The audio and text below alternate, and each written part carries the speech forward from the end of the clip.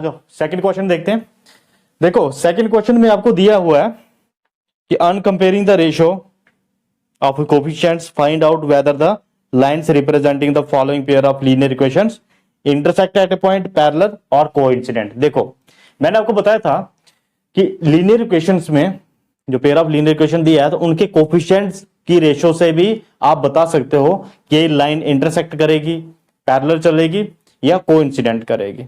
ठीक है, वो क्या था अब इधर लिख लेते हैं हमको पहले जर्नली। जब हमने बोला था कि a1 upon a2 does not equal to b1 upon b2, तो लाइंस कैसी होंगी? इंटरसेक्टिंग। ठीक है, लाइंस इंटरसेक्टिंग होंगी। और दूसरा क्या बोला था? जब a1 upon a2 equal to b1 upon b2 is equal to c1 upon c2, ये वाली लाइंस कैसी होंगी? कोइंसिडेंट। ठीक है, और a1 upon a2 is equal to b1 upon b2 is does not equal to c1 upon c2, then lines are parallel. ठीक है, ये चीज हमने डिस्कस की थी वहां पे। मीन्स इंटरसेक्टिंग लाइंस होंगी, मीन्स उसका एक ही सोल्यूशन होता है, वन सोल्यूशन, यूनिक सोल्यूशन।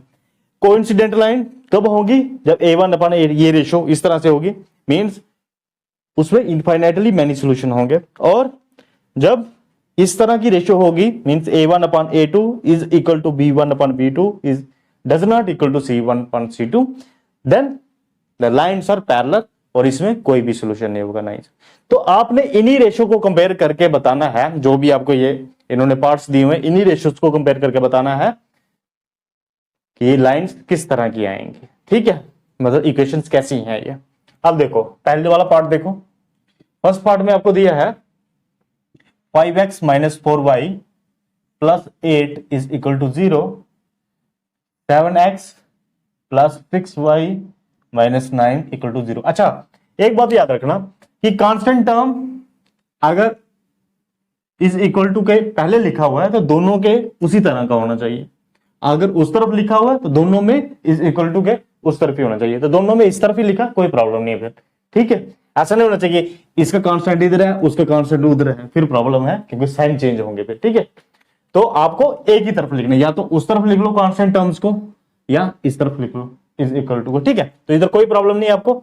तो a1 और a2 इसके x के कोफिशिएंट्स, b1 b2 y के कोफिशिएंट्स, और c1 c2 कांस्टेंट टर्म्स। ठीक है, तो सिंपली करो a1 अपॉन a2 किसके बराबर है? 5 अपॉन 7। a1 अपॉन a2 किसके बराबर है? 5 अपॉन 7। और b1 अपॉन b2 किसके बराबर है? -4 अपॉन 6। इसको सिंप्लीफाई कर लो, -2 3, 3 2 6, 2 2 4, 2 अपॉन 3 -2 अपॉन 3। देखो a1 upon a2 does not equal to b1 upon b2, क्योंकि सिंपल फॉर्म है, इससे फर्दर नहीं, ये टूट रहे हैं, ये भी टूट रहा है। तो ये है a1 अपॉन a2 और b1 अपॉन b2 ये बराबर नहीं है। तो a1 upon a2 does not equal to b1 upon b2। आपको प्रोसीड करने की जरूरत ही नहीं आगे, जब ये दोनों बराबर नहीं है तो ये सीधा कौन सी लाइंस आ जाएंगी? इंटरसेक्टिंग लाइंस आ जाएंगी। इंटरसेक्टिंग, ये किसी ना किसी पॉइंट पे इंटरसेक्ट करेंगे ये दोनों। इसका भी आप लाइन ड्रा करोगे, इसकी भी लाइन ड्रा करोगे, ये दोनों कहीं ना कहीं किसी पॉइंट पे इंटरसेक्ट करेंगे। इनका यूनिक सोल्यूशन होगा। इंटरसेक्टिंग लाइंस कई बार सोल्यूशन भी पूछ सकते हैं, कैसा है? Unique solution.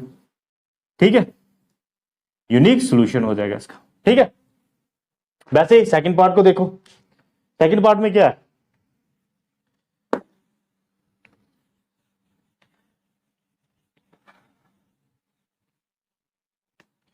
अब देखो सेकंड पार्ट में देखो 9x plus 3y plus 12 equal to 0, और दूसरा क्या है? 18x plus 6y plus 24 equal to 0। अब इधर देख लो a1 अपॉन a2, पहली वाली इक्वेशन के कोफिशिएंट्स को a1 b1 और c1 मान लो, दूसरी वाले की a2 b2 c2, कोई फर्क नहीं पड़ता। आ जाओ इसको करो। a1 अपॉन a2 किसके बराबर आ गया? यहां पे 9 अपॉन 18 कितना आ गया? 1 अपॉन 2। आ गया ना, A1/A2 1/2 आ गया, B1/B2 भी कर लेते हैं, B1/B2, B1 कितना है प्लस का 3 मतलब अपान प्लस 6, 3 1 3, 3 2 6, 1/2, ये भी किसके बराबर आ गया 1/2 के बराबर। अब देखो A1/A2 B1/B2 के बराबर हो गया। अब आपने चेक करना है, अब आपको फर्दर भी प्रोसीड करना पड़ेगा, ये देखना कि C1/C2 के भी बराबर है ये नहीं, क्योंकि अगर C1/C2 के बराबर होगा तो ये कोइंसिडेंट होगा, और नहीं होगा तो ये पैरेलल होगी। ठीक है, और नहीं होगा तो कोई भी सोल्यूशन नहीं होगा इसका, है ना, नो सोल्यूशन। और C1/C2 के बराबर हो गया then it is a coincident, और इसमें इनफाइनाइटली मेनी सोल्यूशन होंगे। ठीक है, बस देख लो C1/C2 को कंपेयर करना पड़ जाएगा। अब इधर लिख लो C1/C2 किसके बराबर है 12/24, 1/2 आ गया फिर से। ओके, ये तीनों बराबर आ गए। आपके पास क्या आ गया A1/A2 is equal to B1/B2 equal to C1/C2। Means ये वाली लाइंस कैसी हैं, ये पेयर ऑफ लाइंस को ग्राफिकली रिप्रेजेंट करोगे तो कैसी आएंगी, कोइंसिडेंट आएंगी। ठीक है, अब देखते हैं थर्ड पार्ट को।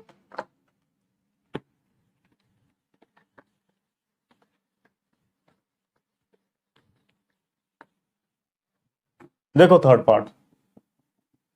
पार्ट में क्या दिया है 6x minus 3y plus 10 equal to 0, 2x minus y plus 9 equal to 0। आ जाओ देखो इसमें भी करो A1/A2 6/2 कितना आ जाएगा 2 3 6, 3 आ जाएगा सिंपली। ठीक है, B1/B2 देखो -3/1, -3/-1, क्योंकि इधर इसका कोफिशिएंट -3, इसका कोफिशिएंट -1 है ना। ठीक है, -1 ये कट जाएगा, ये भी 3 आ गया। अब C1/C2 भी देखना पड़ गया आपको, है ना। तो C1/C2 किसके बराबर आ गया, कहां है 10/9, 10/9, इससे फर्दर नहीं टूटेगा ये। ठीक है, तो इसका मतलब A1/A2 is equal to B1/B2 does not equal to C1/C2। तो ये कौन सी वाली लाइन से बनेंगी, ये पैरेलल। ठीक है, ये पैरेलल चलेंगी, हर ग्राफिकली रिप्रेजेंट करोगे दोनों ऐसे चलेंगी, कहीं पे नहीं मीट करेंगी, इनका कोई भी सोल्यूशन नहीं होगा। ऐसी पेयर ऑफ लीनियर इक्वेशन जिनमें कोई सोल्यूशन पॉसिबल नहीं है उनको इनकंसिस्टेंट बोलते हैं। ठीक है, ये इनकंसिस्टेंट पेयर्स है। कंसिस्टेंट कब होते हैं, जब उनको कोई ना कोई सोल्यूशन होता है। ठीक है, तो ये पैरेलल लाइंस होंगी, इनकंसिस्टेंट कोई सोल्यूशन नहीं। ठीक है, तो किसी भी तरीके से पूछ सकते हैं आपको ये। ठीक है, ओके।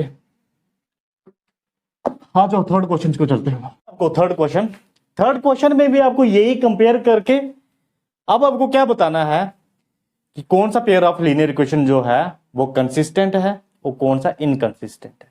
अब मुझे बताओ कंसिस्टेंट कौन सा वाला होता है, जिसका सोल्यूशन होता है।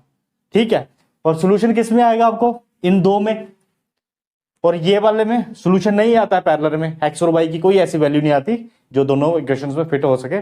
तो उसके लिए आप कैसे रेशियोस देख सकते हो इनकी कोफिशिएंट्स की, इस तरह से। तो ये वाला डाटा जो होगा हमारा कंसिस्टेंट के लिए होगा और ये इनकंसिस्टेंट के लिए। ठीक है, बात समझे।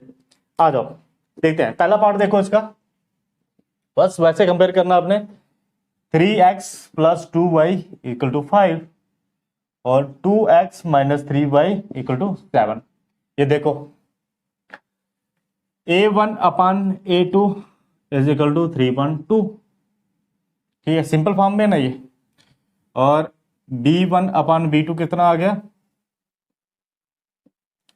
2/-3, कितना आ गया -2/3। ठीक है, तो यहां पे आ गया आपका A1/A2 does not equal to B1/B2।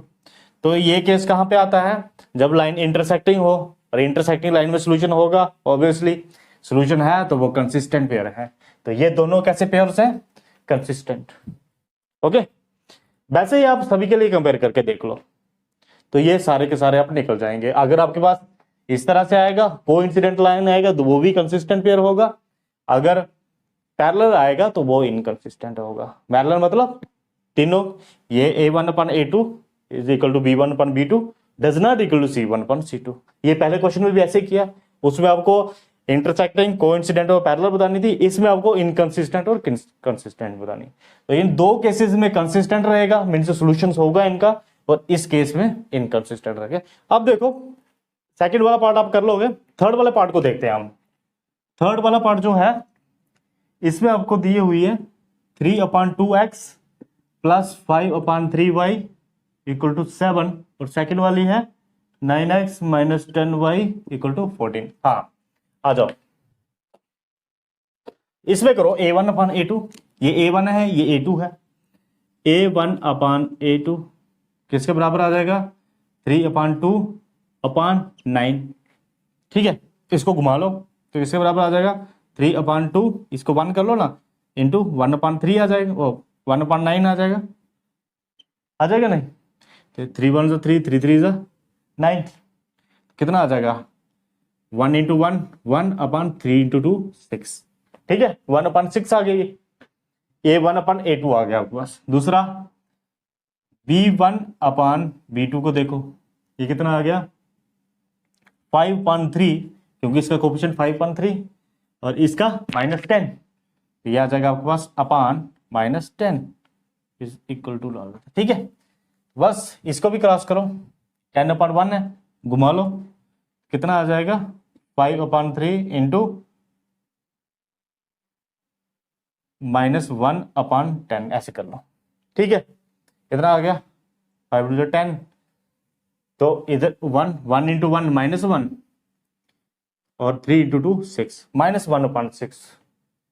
ठीक है, मगर यहां पे -1/6 है, यहां पे 1/6 है, तो ये रेशो बराबर नहीं है, रेशो बराबर नहीं है, means a1/a2 does not equal to b1/b2।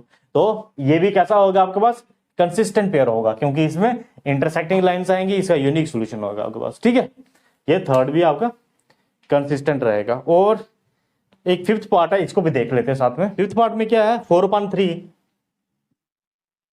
x plus 2y equal to 8, और ये है 2x plus 3y equal to 12। इसमें भी कर लो, this is a1/a2, a1/a2 is equal to 4/3/2, तो ये 2/1 कर लो, ये हो जाएगा 4/3 इंटू 1/2, 2 1 2 2 2 4, ये कितना हो गया 2 इंटू 1 2/3 2/3। a1/a2 कितना आ गया 2/3। वैसे b1/b2 भी देख लो, वो कितना आ जाएगा, b1 कितना है प्लस का 2 अपान b1, सॉरी b2 3 2/3 बराबर आ गया, ये बराबर आ गया। अब c1/c2 भी देखना पड़ेगा आपको, c1/c2 भी देख लो, 8/12, 4 इंटू 2 और 4 इंटू 3 12, ये 3 आ जाएगा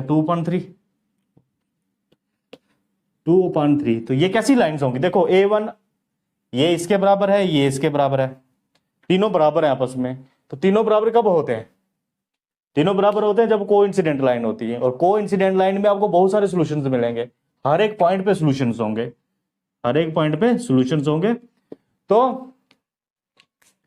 वो कंसिस्टेंट पेयर होंगे।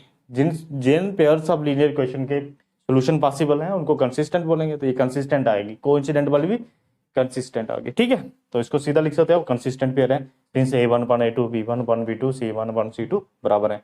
ठीक है, कर लोगे इसको, a1/a2 is equal to b1/b2 c1/c2, तो ये इसको लिख दो, hence this pair of linear equation also consistent. Okay, ठीक है, बाकी बल कर लेना है, 2 रहते हैं।